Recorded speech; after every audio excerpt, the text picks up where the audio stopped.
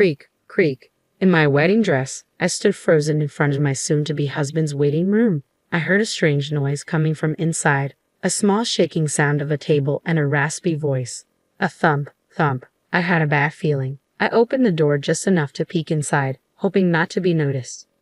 There, I saw the back of my fiancé Daniel standing in front of the table in his tuxedo. I had always imagined how handsome he would look, my pride and joy.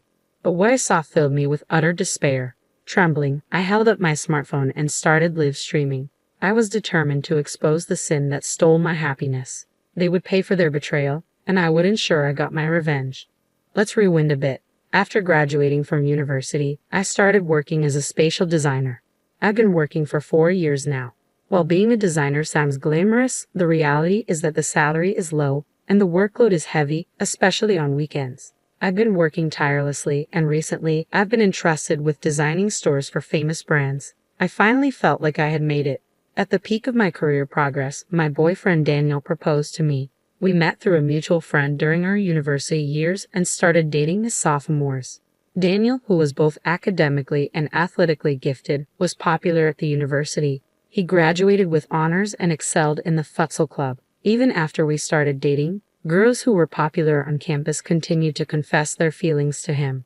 My friends thought he seemed like a playboy, but I never doubted his faithfulness. He had a good personality and looks that stood out.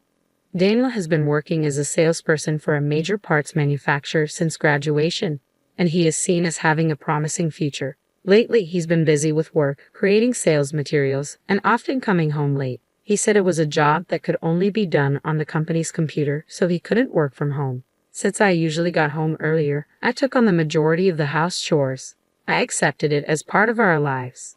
Recently, preparations for our wedding and meetings with our families have kept us busy, leaving little time for ourselves. This had been a concern for me. I thought that my worries would vanish once the wedding was over and we settled into our married life. But I could never have predicted what was to come. Our 7-year relationship, which had begun during our university days, was about to end in the worst possible way. About half a year after accepting Daniel's proposal, we went back to our hometown to introduce him to my family. My younger sister, Amelia, who was 2 years younger, had surprisingly come home too. At that time, Daniel and I were living in an apartment a 30-minute drive from our parents' house. Amelia, who lived alone at a convenient distance from both our place and our parents', was meeting us at our parents' house for the first time in several years. "Huh, you're home. That's unusual. I hadn't heard that Amelia was coming." "Well, yeah. I wanted to see who my big sister was marrying," she replied. "Oh, so it's this guy. Nice to meet you. I'm Amelia." She was always overly friendly, but something about Amelia's sweet, babyish voice bothered me a little. "Nice to meet you. I'm Daniel," he greeted back in a gentlemanly way. The way Amelia grinned at that moment made a strange discomfort grow inside me, but I didn't think much of it, as Daniel didn't seem to react unusually. My sister Amelia and I are polar opposites. Amelia, who is good at winning people's hearts, always gets what she wants. She's not exactly a beauty, but her charming smile captures people's hearts. Despite attending a high school with strict rules, she was never disciplined for things like dyeing her hair or shortening her skirt.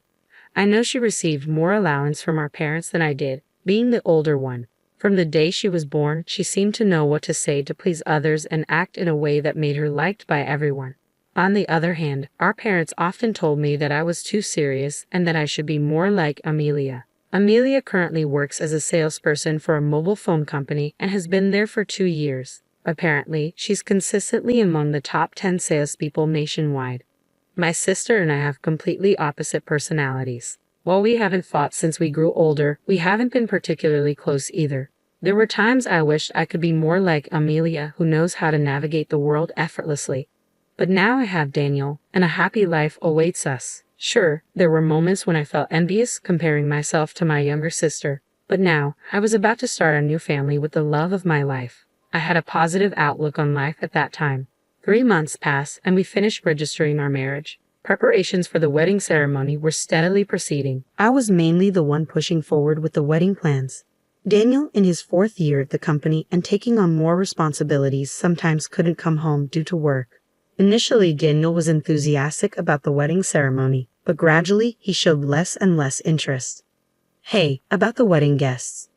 I just got home and I'm tired. Can we do this another time? Besides, do whatever you like. I trust you. Oh, and I'll be coming home tomorrow. He would casually dismiss wedding topics like this. Deep down, I was frustrated, but I took a deep breath to calm myself down. Are you sure you're okay taking on so much work before the wedding? Aren't you tired? I'm fine, thanks. As the wedding ceremony approached, Daniel seemed more swamped with work. I wished he could show more concern about it as my fiancé.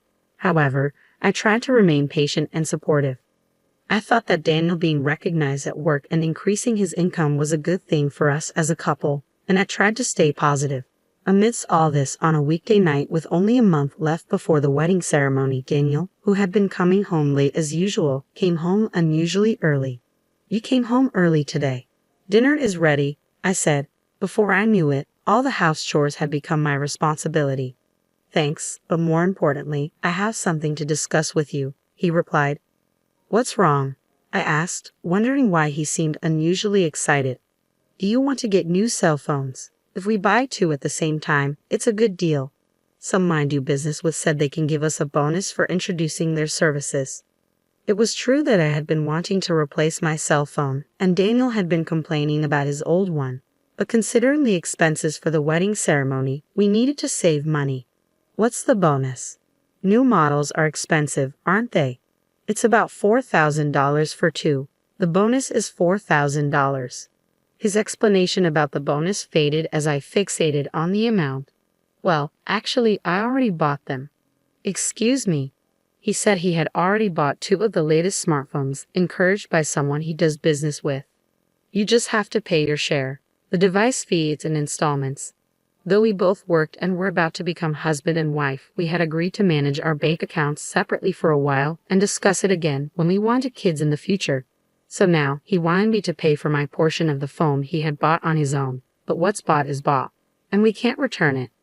I remembered we were planning a surprise using smartphones for the wedding ceremony. The latest model could capture beautiful images, so maybe it was okay. Seeing Daniel looking pleased, I lost the will to get angry and forced myself to accept the situation. 1 month later, our long-awaited wedding ceremony finally arrived.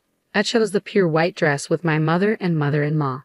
Daniel, who was busy with work and couldn't help with the preparations much, will surely be surprised when he sees me today. After entering the venue and getting ready, my close friend from university, Mila, came to greet me in the bride's waiting room. Olivia, congratulations, Mila said, tears in her eyes. Thank you. Hey, do you think the surprise will go well? I asked. I had planned a special event and asked the venue staff to prepare my smartphone to be connected to the screen. We were set to perform a surprise interview with the guests. I thought a regular event would be boring, so I asked the staff to do various things in terms of production for the ceremony to meet my demands. I wanted to pay attention to the details, an occupational hazard of being a spatial designer. The guests are already seated, so why don't you show the situation in the waiting room, like a sideshow, just like the groom's waiting room? You're right, that sounds really fun. Since I had planned the smartphone performance with the staff without involving Daniel, I hadn't told him about it yet. It would be a surprise if I suddenly informed him during the ceremony, so maybe it would be nice to give him a heads up and show him a little bit in advance. Feeling excited, I headed towards Daniel's waiting room. In front of his waiting room, I took a deep breath slowly, imagining how great Daniel would look in his tuxedo. Thinking that, I opened the door a little bit. Then I heard some noise, a small shaking sound of a table and a raspy voice. I wondered if he was with someone. I opened the door a bit more quietly so as not to be noticed. I saw the back of Daniel in his tuxedo, standing and facing the table.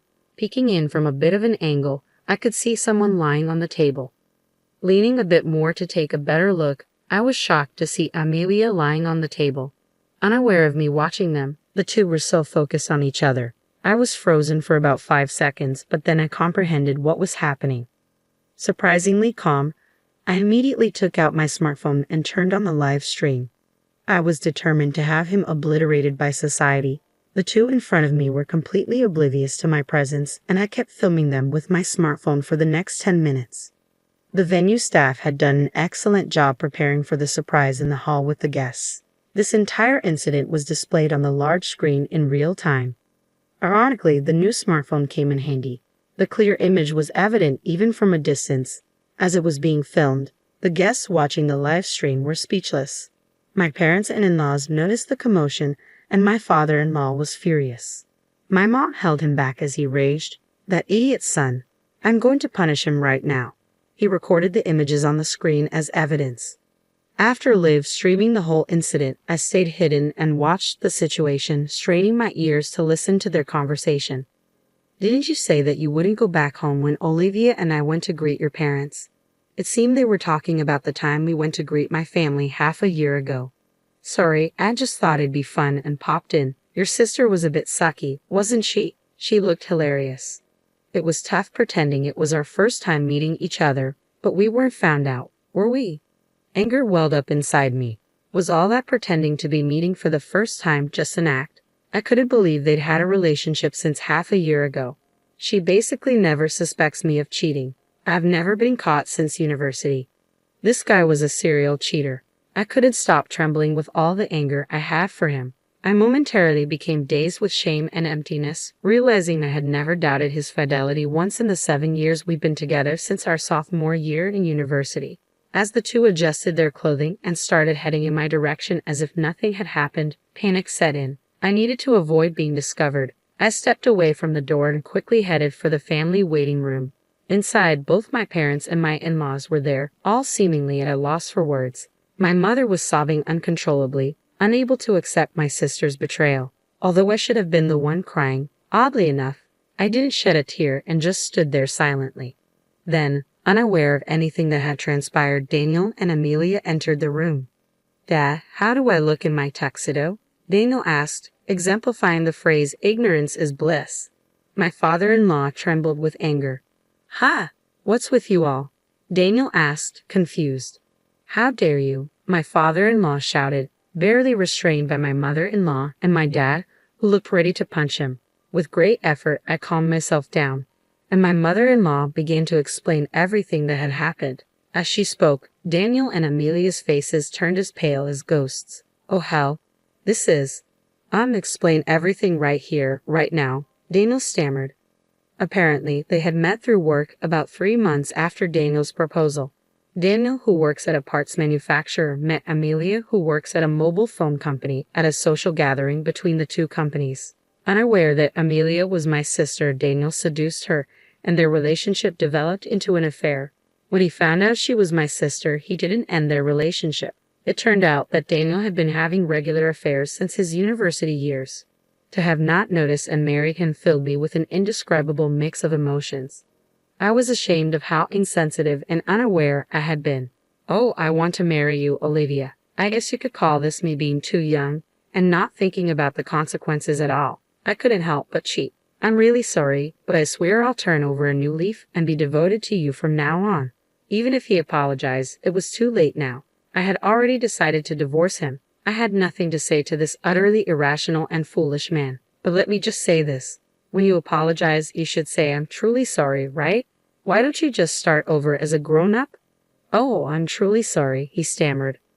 My sister Amelia remained silent, looking down. She was still trying to rely on others even at a time like this. Instead of feeling anger, I pitied her. I left Daniel, who didn't want a divorce, behind as I walked out of the waiting room. I hated my serious personality even at a time like this, but now handling the guests was my top priority. I headed straight to the venue and went around apologizing to the wedding staff and guests. All the guests looked at me with sympathetic eyes. Daniel's associates, friends, and colleagues said, "We will make him take responsibility."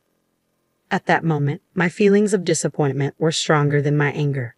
However, there were people whose expressions couldn't hide their outrage, as if it were their own matter. Above all, it was clear that the two had lost their social status, credibility, and all the relationships they had built with so many people. 1 week after the nightmare wedding, Daniel lost his position at work and had to resign. Several of our mutual friends from university were also invited, but all of them said they had cut ties with him. Amelia was also fired because Daniel's workplace contacted hers about their affair. They were disowned by their parents who had loved them so much. I claimed damages from the two of them and filed for divorce. 2 months had passed since the wedding, and just when I started to think, was that incident really a dream? I received a call from the venue. To my surprise, they invited me to work as a wedding designer. Apparently, they appreciated my abilities as a designer in the planning and production of this wedding. For someone seriously considering career advancement after the wedding was canceled, it was a dream come true. I accepted the offer without any hesitation. Now, I'm a wedding designer and have become somewhat known in the industry. I work hard every day to make other people's weddings happy, even though it's ironic that I've had a terrible wedding experience. By the way, I put the smartphone up for sale on an online marketplace right after the divorce. I guess Daniel had bought the two phones for my sister at that time. Since it was a new model that had just been released, I was able to sell it for the same price as if it were new. With the payment for damages I received from Daniel and Amelia, along with this money, I'm planning a very nice, luxurious solo trip.